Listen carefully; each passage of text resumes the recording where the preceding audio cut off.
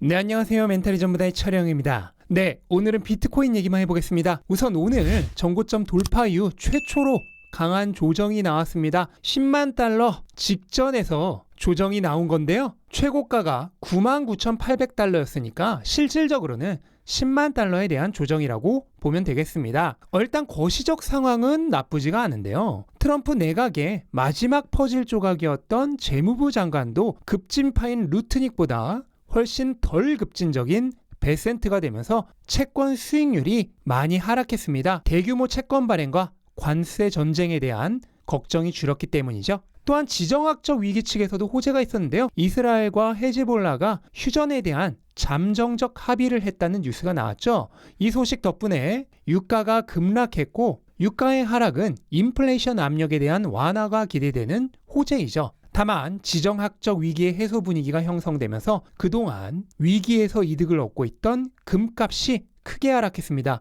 금이 하루 만에 이 정도 하락하는 것은 거의 패닉셀에 가까운 하락이죠. 그런데 금과 원유가 하락하면서 상품 시장 전반에서 셀오프가 나왔습니다. 은은 사실 지정학적 위기에서 이득을 얻는 자산도 아닌데 대장이 하락하자 함께 하락했습니다. 그리고 이런 흐름은 분명히 비트코인에게도 영향을 주었을 것으로 생각됩니다. 비트코인을 상품 자산 카테고리로서 포트폴리오에 편입한 기관들이 많이 있었을 것입니다. 이런 기관들에서 오늘 금과 함께 한 바구니로 묶여서 판매가 나왔다고 보시면 되겠습니다.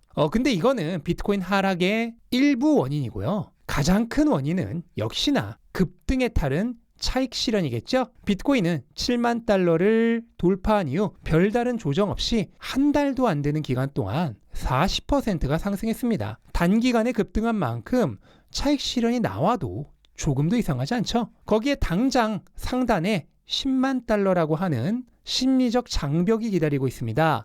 따라서 이 부근에서 한 번 정도 조정이 나오는 것은 인지상정의 당연한 현상입니다. 무언가 큰 문제가 발생한 게 아니라는 뜻입니다. 그리고 주말 동안 마이크로스트래티지가 55,500개의 비트코인을 매입한 소식도 매도하기에 좋은 타이밍으로 잡혔을 것입니다. 지난주에 마이크로스트래티지가 거액의 전환사채 판매를 하면서 대량 매입이 예정되어 있었는데 이게 이제 끝난 거죠. 따라서 당분간은 강한 매수세가 없을 것이기 때문이죠. 호재의 종료는 악재가 되는 이치입니다. 하지만 저는 10만 달러 직전에서 이렇게 조정이 나와주는 게 전혀 나쁘다고 생각하지 않습니다. 비트코인 가격이 급등하면서 99%의 투자자가 이익을 보고 있었습니다. 그에 따라 과도한 레버리지가 형성되어 있었죠. 개미들이 다닥다닥 붙어 있었던 겁니다. 이렇게 무거운 상태로는 훨훨 날아오르기가 어렵죠. 훌훌 털어버리고 가볍게 되어야 비로소 날아오를 수 있습니다. 지금처럼 무거운 상태로는 어거지로 10만 달러를 넘겨봤자 오래가지 않아 큰 폭의 조정이 찾아왔을 겁니다. 그리고 거품이 더 많이 낀 상태에서의 조정은 훨씬 더 매섭죠. 차라리 지금처럼 거품이 아직 과도하지 않은 타이밍에 한번 훑어내고 가야 더 강하고 더 높이 날아오를 수 있습니다. 제가 계속해서 말씀드리는 건데요. 투자자라면 조정을 고통스럽게 받아들여선 안 됩니다. 쉬지 않고 계속 달릴 수 있는 사람이 없듯 쉬지 않고 계속 오르기만 하는 자산은 없습니다. 만약 쉬지 않고 계속 달린다면 결국 쓰러지겠죠. 마찬가지입니다. 가격도 쉬지 않고 계속 오르면 그 끝에는 자멸이 기다리고 있을 뿐입니다. 제 아무리 더운 한여름에도 비는 내리고 뜨거울수록 더 긴 장마가 찾아오죠. 오르고 내림은 당연한 운율입니다. 시장에 머무르고 싶다면 시장이 만들어내는 이 조화로운 리듬을 즐길 수 있어야 합니다. 조정을 후퇴하는 시간이라 생각하지 마시고 회복하는 시간이라고 생각해 보십시오. 무엇을 회복하나요? 지나치게 차오른 과열을 해소하고 너무 달린 것에 대한 피로를 회복하는 시간입니다. 열심히 일한 우리도 쉬어야 하듯이 열심히 달린 시장도 쉬어가는 시간을 주어야 합니다. 조정은 후퇴가 아닌 회복입니다. 비정상에서 정상으로 되돌아오는 소중한 시간입니다. 지친 여러분의 주말 꿀잠처럼 말이죠. 하지만 실망할 필요가 전혀 없습니다.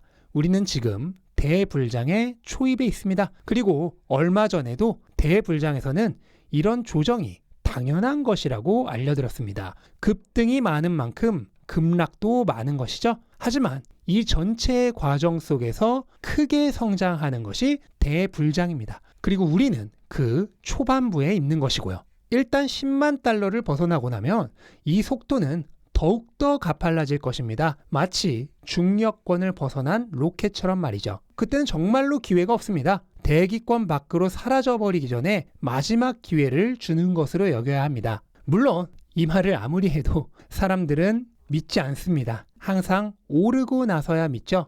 저는 조정이 올 때마다 기회라는 말을 이 사이클의 시작부터 지금까지 계속해서 반복해 왔습니다. 그때마다 남겨지는 반응들은 아니 마지막 기회라며? 라는 안타까운 조롱의 댓글뿐이었습니다. 물론 가격이 오르고 나면 그랬던 사람들은 다 사라집니다. 그렇게 1만 달러 때부터 10만 달러까지 온 것입니다. 이게 투자 시장에서 항상 벌어지는 슬픈 역사고 이번에도 그 역사가 반복되고 말겠죠. 근데 이 말도 대체 몇 번을 하는지 잘 모르겠습니다. 투자는 보이지 않는 가치에 대한 행위입니다. 따라서 보이기 전에 미리 볼 수 있는 능력이 필요합니다. 그 능력은 자산에 대한 공부와 투자에 대한 지식과 경험, 그리고 그로부터 얻어진 확신을 통해 만들어집니다. 이게 없으면 항상 오른 자산에만 뒤늦게 달려들게 됩니다. 눈 앞밖에 볼 수가 없기 때문이죠. 이번 조정이 끝나도 또 같은 일이 반복될 겁니다.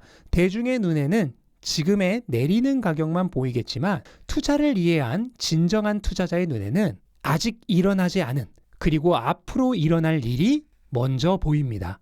이번에도 간단한 힌트를 드리겠습니다. 이번 주 목요일 땡스기빙이 있죠. 그리고 땡스기빙 이전은 연휴 전에 조정의 시간입니다. 반면 땡스기빙 이후의 시장은 역사적 평균상 상승의 시간이었고요. 비트코인은 반감기의 해에 10월, 11월, 12월이 모두 상승했습니다. 그리고 지금도 마찬가지죠. 또한 9월이 상승으로 끝난 달에 10월, 11월, 12월도 모두 상승 마감했습니다. 이번에는 반감기의 해이자 9월이 상승했던 해입니다. 이번에는 다를까요?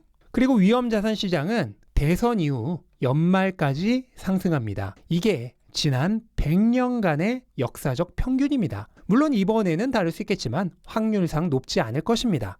그런데 이거는 주식의 역사고 비트코인은 다를까요? 똑같습니다. 비트코인은 오히려 주식시장보다 더 크게 상승했습니다. 그리고 이번에는 역사상 최초의 친암호화폐 대통령이 당선되었다는 사실을 잊지 않으셨으면 좋겠습니다. 그런데 주식시장이 연말까지 상승하고 1월 취임을 전후하여 하락한다고 했죠. 비트코인도 마찬가지입니다. 반감기 해에 연말까지 상승하고 항상 1월에 조정이 있었습니다. 이 모든 것이 완전한 운율을 가지고 있죠. 그리고 지금 비트코인 가격이 위치한 자리를 보시기 바랍니다. 어디에 있습니까? 지난 사이클들의 정중앙에 있습니다. 평균 그 자체입니다. 지금껏 보여드린 이 모든 패턴성에 소름이 돋지 않는다면 무언가 문제가 있으신 겁니다. 비트코인은 그 어떤 자산보다 패턴성이 강하게 형성되는 자산입니다. 주식처럼 현금 흐름과 같은 변수가 존재하지 않고 순수하게 공급과 수요의 역학으로만